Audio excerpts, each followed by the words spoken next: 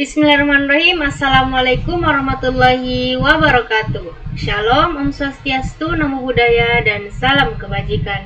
Halo teman-teman semua, perkenalkan nama saya Sartika dengan NIM 24044111098. Saya dari kelas 3C Informatika.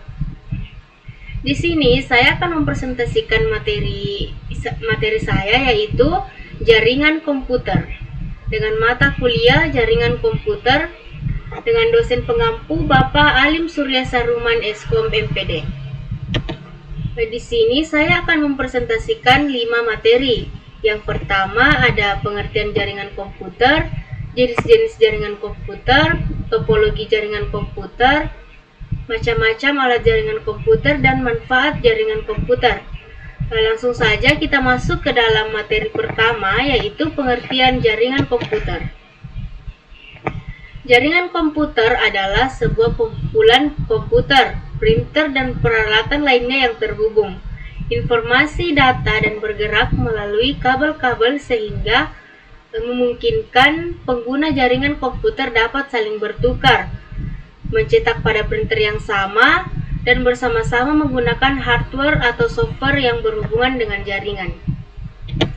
Yang kedua, ada jenis-jenis jaringan komputer. Yang pertama, di sini saya akan menjelaskan 5 jenis jaringan komputer. Yang pertama, Local Area Network atau biasa dikenal dengan sebutan LAN. Local Area Network ini adalah jaringan area lokal. Jaringan ini dibatasi oleh area yang relatif kecil, yang umumnya itu dibatasi oleh area lingkungan seperti perkantoran, gedung sekolah, atau biasanya jaraknya tidak jauh dari sekitar 1 km persegi. Yang kedua ada jaringan Metropolitan Area Network atau biasa dikenal dengan sebutan MAN. Jaringan area Metropolitan Network ini adalah jaringan yang meliputi area yang lebih besar dari LAN, misalnya antar wilayah dalam satu provinsi.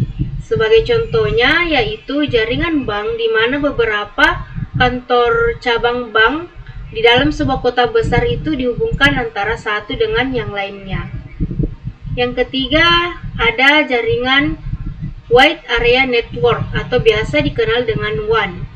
Jaringan WAN ini jaringan dengan skala besar, adalah yang lingkupnya itu biasanya menggunakan sarana satelit. Contohnya sebagai jaringan bank yang ada di Indonesia berhubung antara jaringan bank yang ada di negara-negara lain. Yang selanjutnya ada jaringan internet. Sekarang orang yang terhubung ke jaringan itu berharap bisa berkomunikasi antara jaringan satu dengan yang lainnya. Di sini jaringan perangkat keras maupun perangkat lunak itu saling berhubung, itulah disebut dengan jaringan internet. Yang kelima ada jaringan tanpa kabel atau biasa disebut dengan jaringan wireless. Saat ini, jaringan tanpa kabel sudah marak digunakan dengan memanfaatkan jasa satelit. Baik, selanjutnya materi ketiga yaitu topologi jaringan komputer. Di sini saya akan menjelaskan 5 topologi jaringan komputer. Yang pertama ada topologi bus. Pada topologi ini, semua sentral dihubungkan secara langsung pada medium transmisi dengan konfigurasi yang disebut dengan bus. Yang kedua ada topologi token ring. Metode token ring atau sering juga disebut dengan topologi ring adalah cara menghubungkan komputer sehingga berbentuk ring atau lingkaran. Yang ketiga ada topologi star. Topologi star itu adalah kontrol terpusat. Di sini semua link harus melewati pusat yang menyalurkan data ke semua simpul atau klien yang dipilihnya. Simpul pusat itu dinamakan dengan stasiun primer. Yang keempat ada topologi peer-to-peer.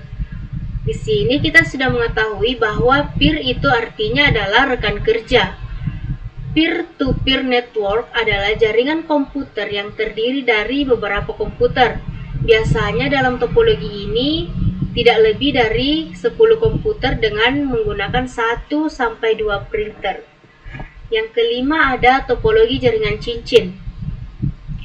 Topologi ini untuk membentuk jaringan cincin, setiap sentral harus dihubungkan menggunakan seri atau dengan yang lain, dan hubungan ini akan membentuk loop tertutup.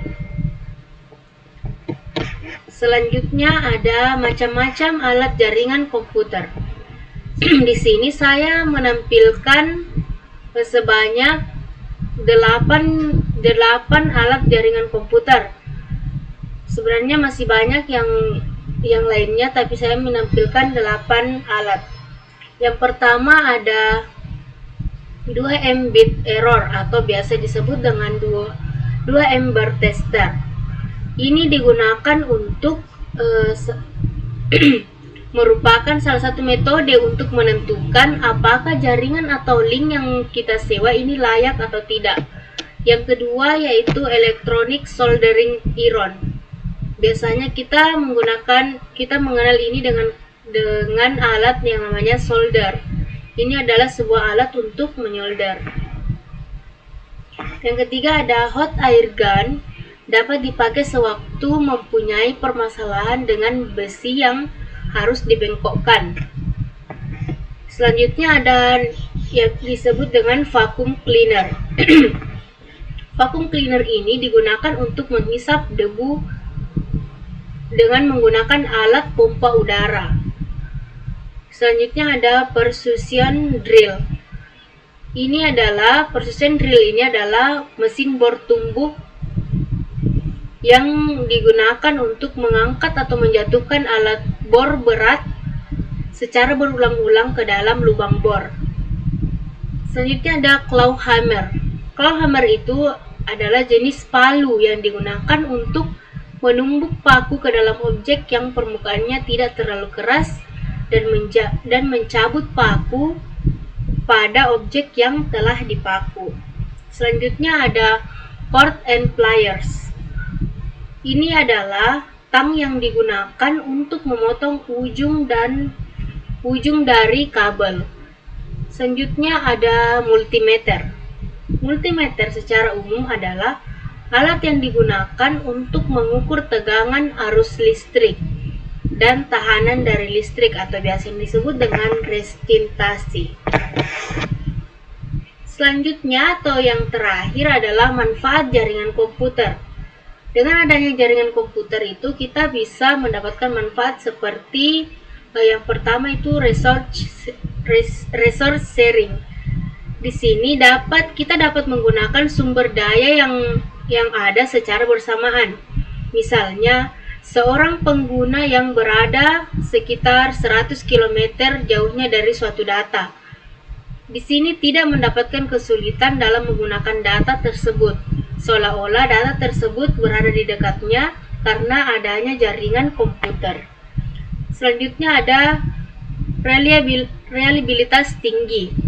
Dengan jaringan komputer, kita akan mendapatkan reliabilitas yang tinggi. Misalnya, semua file dapat disimpan atau dikopi kedua, ketiga, atau lebih dengan komputer yang terkoneksi dengan jaringan. Selanjutnya ada menghemat uang.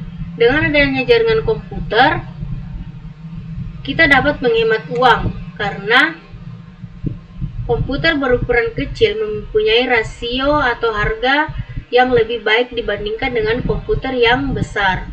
Komputer besar seperti mainframe memiliki kecepatan kira-kira 10 kali lipat kecepatan dari komputer kecil atau komputer pribadi.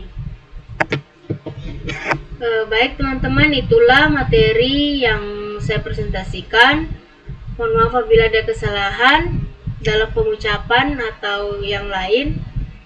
Akhir kata, billahi taufiq wal hidayah. Wassalamualaikum warahmatullahi wabarakatuh.